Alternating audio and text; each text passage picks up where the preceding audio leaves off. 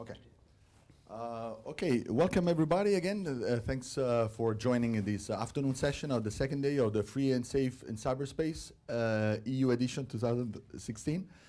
We now have our guest from Italy, Romani Stasi. He is director from ABI-Lab, which is the research lab from the Association of Italian Banks. And it's Romano has been leading that for about 10 years, right?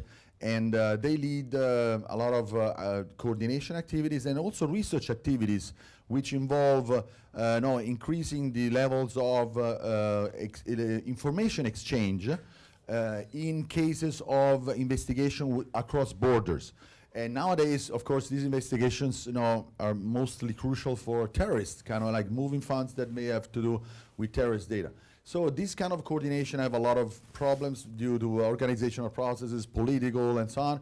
But there's a genuine issue that we've seen in other also intelligence sharing of the fact of the security of the exchanges from the organizational point of view and technical point of view. This is one of the issues that banks are facing, and from the news we see that the security issues of banks are really very wide, and on top of that they have huge compliance requirements. So sometimes these compliance become major distractions, so they needing to comply to regulations takes away resources, funds and attention to maybe improving the way they think security should be handled. So I let Romano illustrate us this domain. Thank you. Hello everybody. ABI-Lab is a research center focused on many different areas, but we have a strong focus on cyber security and cybercrime. We act as a financial institution information sharing and analysis center, so we are able to capture what is changing in the cybercrime and cybersecurity scenario. So I will try to summarize what is changing and what we are doing as a banking sector at the Italian level, but not only, also working at European level. So we see that we will be more and more a digital single market. And the banking sector is providing digital services, as you know. So we really care about the fact that the customer are using more and more the on banking and mobile banking and electronic payments.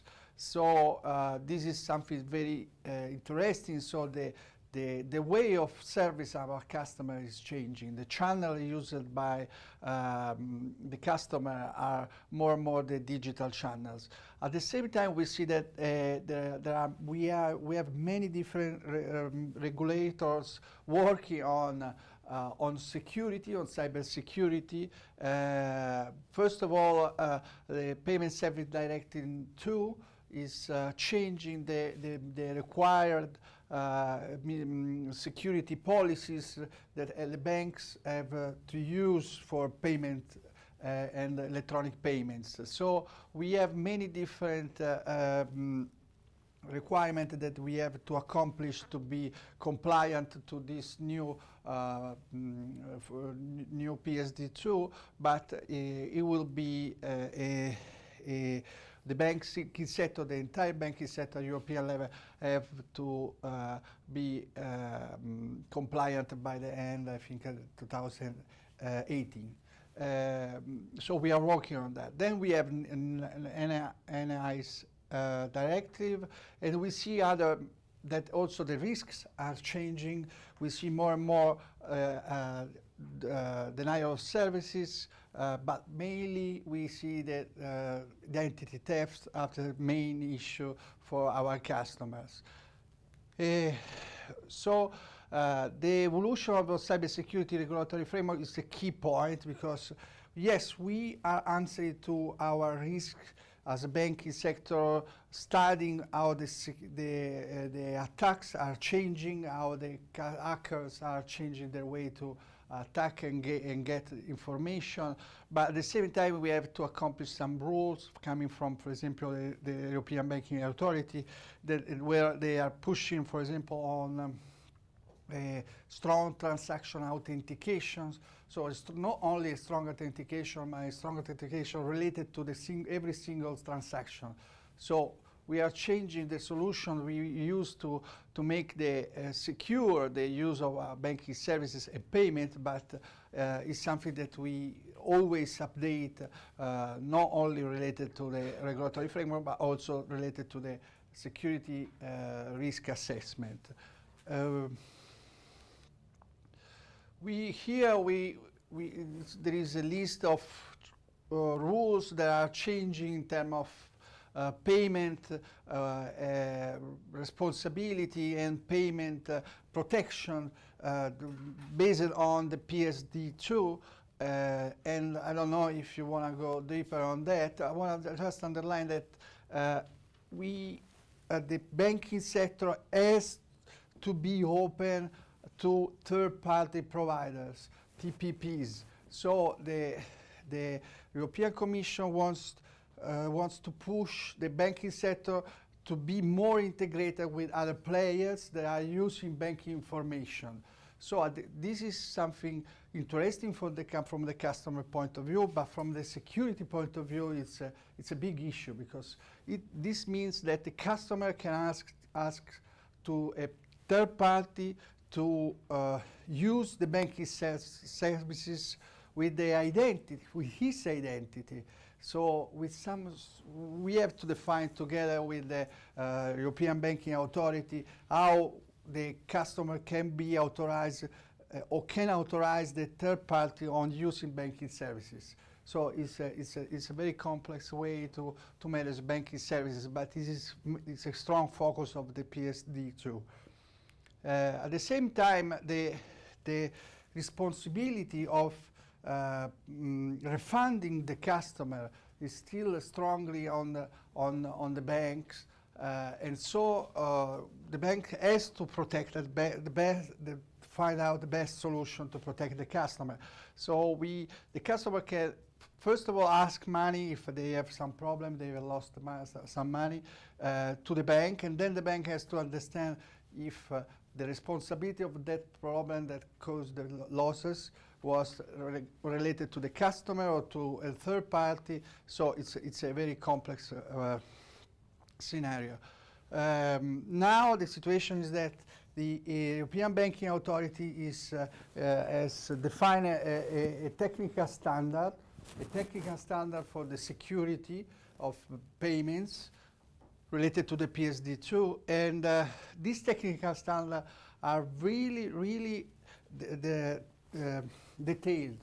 So we can see that they are defining the password, how they has to be managed.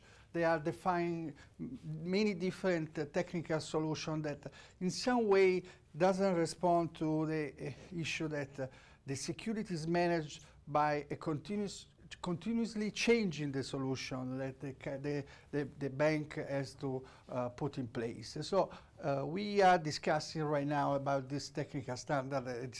We think there are many issues also on detailing a lot which are the best solution in terms of security. We think it's better that the bank define a process to update periodically based on the risk assessment his own solution. This is a track of frauds. As you can see, the retail customer that can now they have a risk of having money stolen by hackers. This risk is constant right now. In the last years, it was really the same value I'm talking about Italy. And this wave you see here, this is in terms of identity theft, customer identity stolen.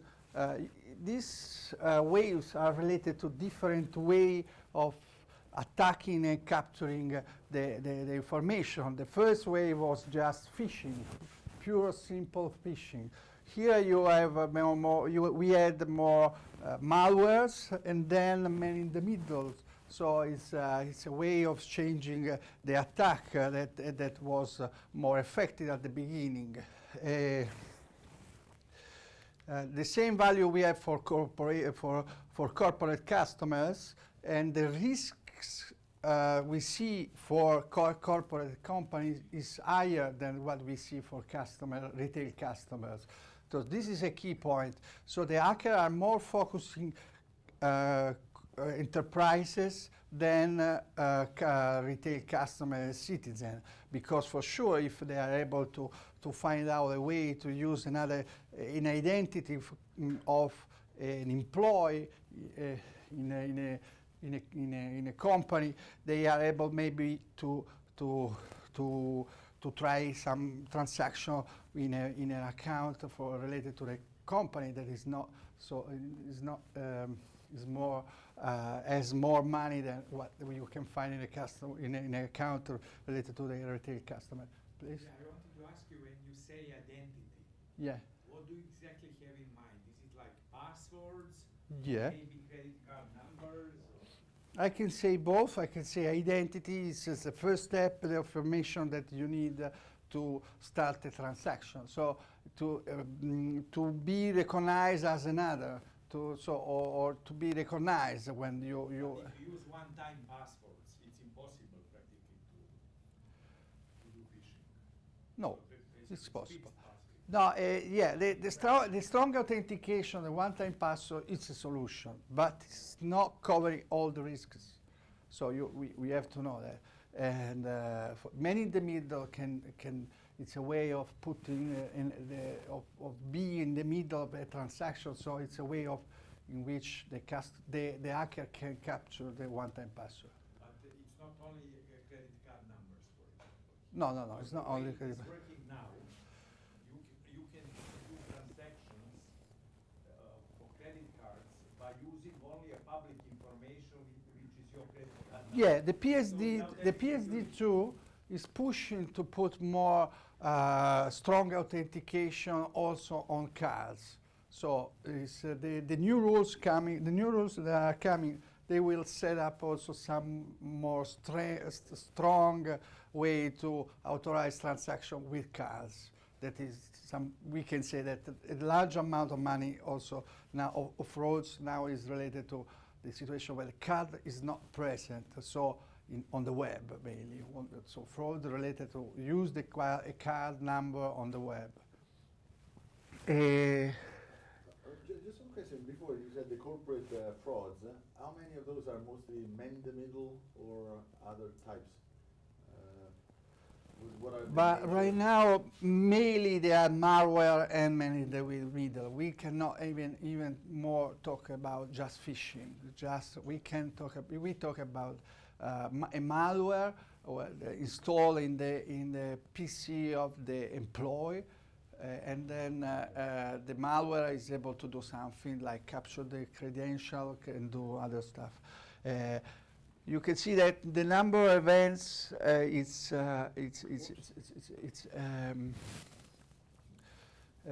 so if you this is effective fraudulent transaction compared to so for corporate the effectiveness is different and is more higher than what we see for retail customer.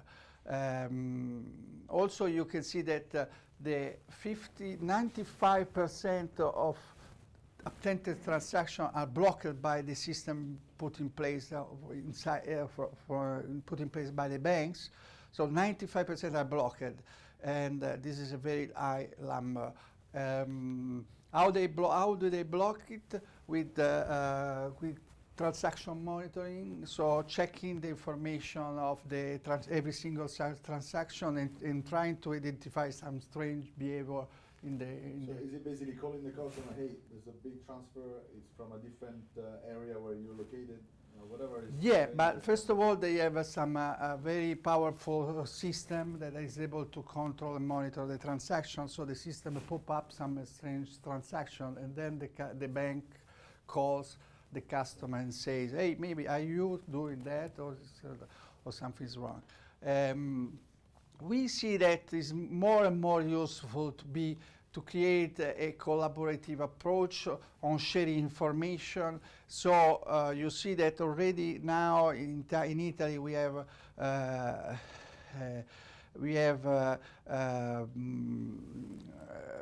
cross-sector cooperative initiative to share information, also other initiatives that involve the law enforcement agency. So this is really a priority to be up to date on what is happening to maybe another bank or what is happening outside Italy, and so the bank can change the solution that they have according to new threat they see around the world.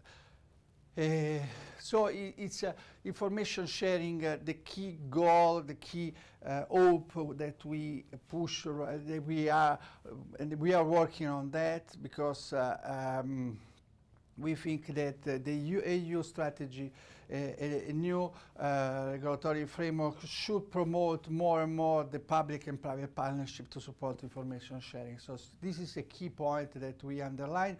Also because we are already working on this direction, and we think is very effective.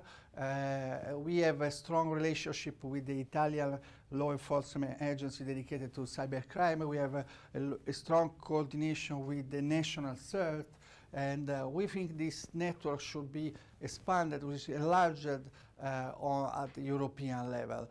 And so we share very many different information, and we think that the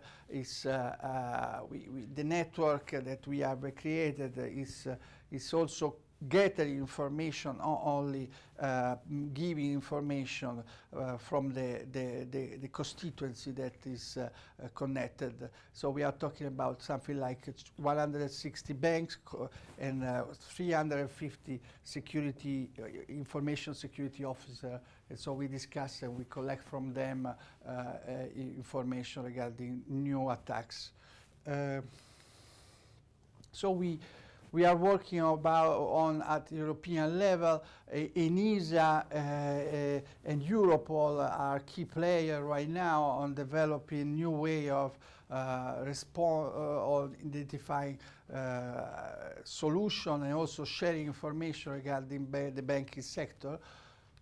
And we have also collaboration with the national CERT, but I would like to underline that we have started in 2010 a European project together with the Polizia Postale, that is the law enforcement agency, to develop a platform where we can share information between banks and the law enforcement agency. Now we have started a new project at European level, and so we will develop a platform to share information also across countries and with Europol.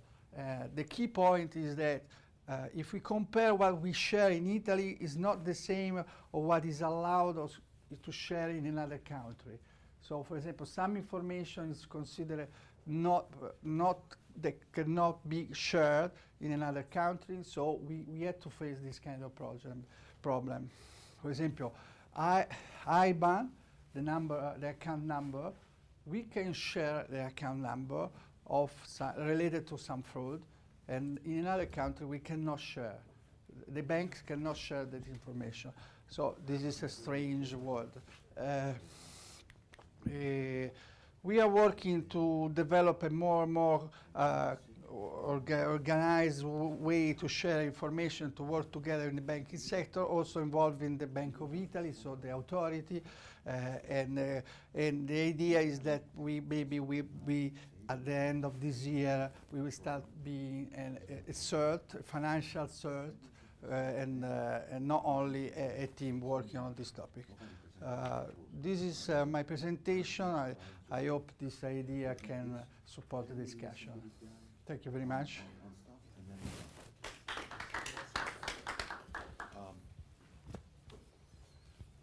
Okay, so many thanks to Romano for a very informative presentation on the problems of banking. So he has really an overview of the situation, which is very informative. And it seems that there's been progress over the years. So it's now at least in some areas, it seems that cybersecurity, it's always on pejorative side, and it seems that instead the industry has been learning ways to manage it.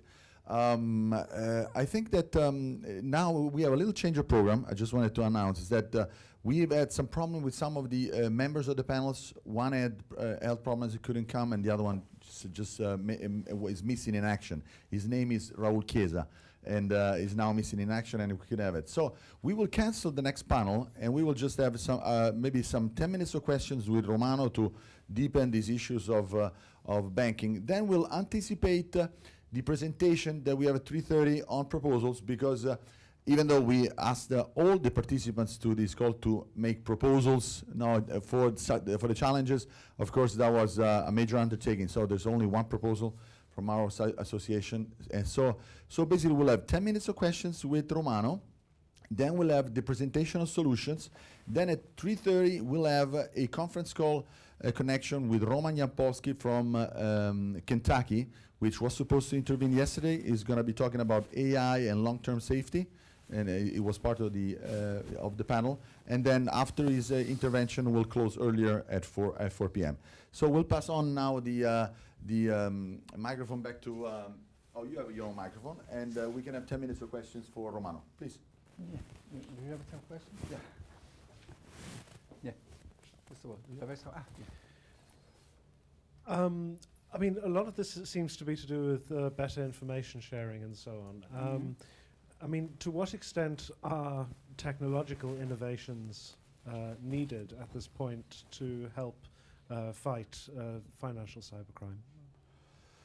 So, yeah, also related to the new coming regulatory framework that is mainly the PSD2, maybe some new solution that we have to identify is related to what is called the strong transactional authentication.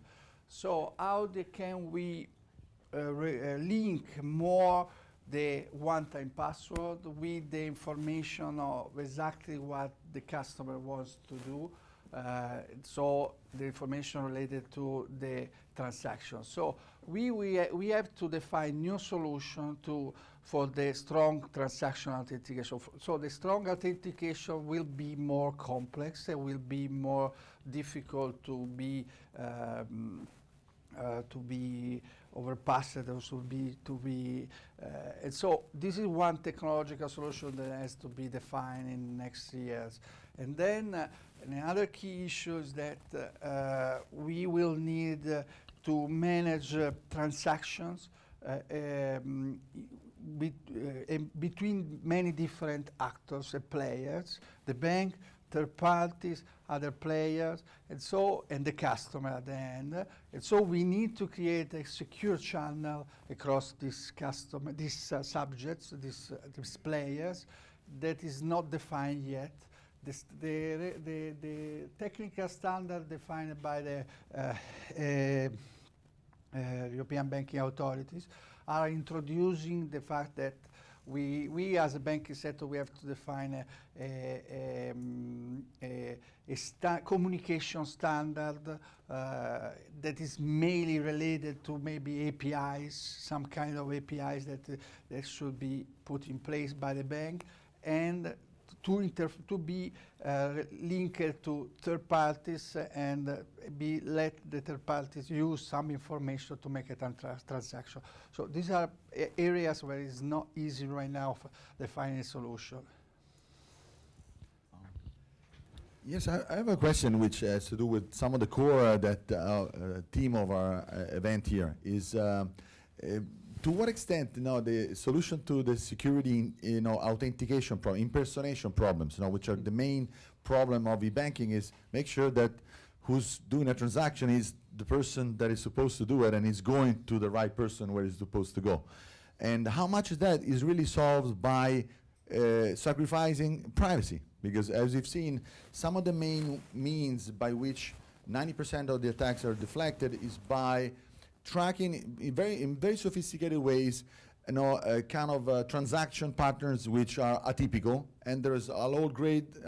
If it's above a certain threshold, then there's a contact of the person. Maybe the transaction is blocked, until the person is reached, and then it's done. So this means that there are processes inside the bank that would access directly these issues. This doesn't necessarily mean that privacy is breached to the extent that this kind of access happens within guidelines that don't breach the privacy.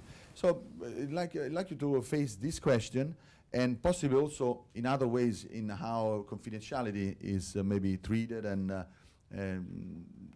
what are confidentiality possibly problems within e-banking.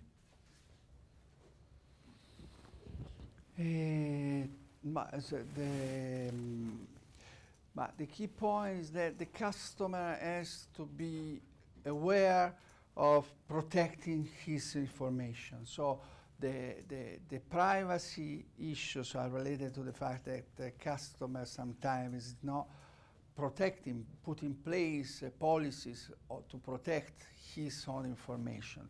So we can support, we as a banking sector, as a single player, single company, we can support the customer providing solution more strong to manage the relationship, digital relationship with the customer. But we cannot support the customer on managing his own information. So when we have some privacy issue, mainly I'm based on some I can say not careful some behavior that was some behavior from the customer. So this is a key issue. So we have to push the awareness campaign to the customer to explain which are the risks on managing his information, or his own information. So social engineering is an attack that is a way to create to recreate an identity of the and so sometimes you are able to find out a lot of information about one citizen just surfing around the net. And so this is a key point. The customer has to know how to protect his information, and so the hacker they can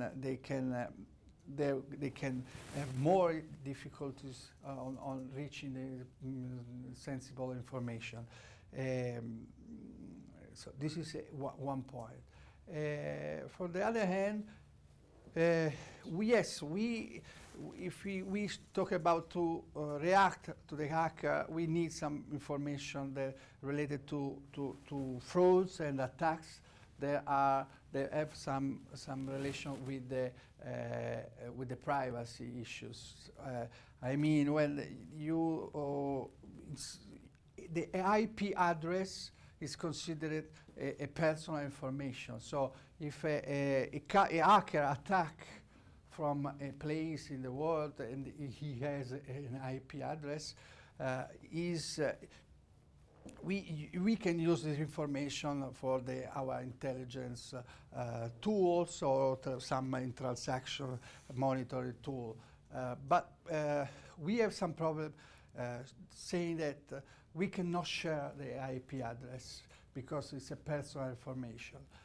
But we are sure that IP address was used by an hacker. So we cannot share a personal information that is for sure related to an attack or a fraud.